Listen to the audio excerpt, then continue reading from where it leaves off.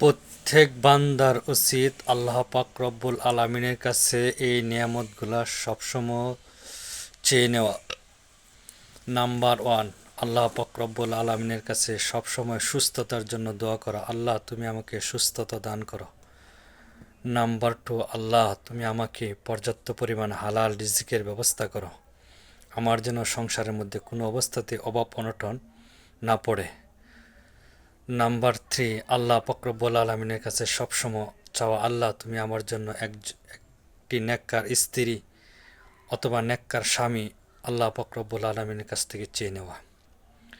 Number four, আল্লাহ পাক রব্বুল আলামিনের কাছে সবসময় দোয়া করবেন, আল্লাহ তুমি আমার জন্য নেককার সন্তান তুমি দান করো।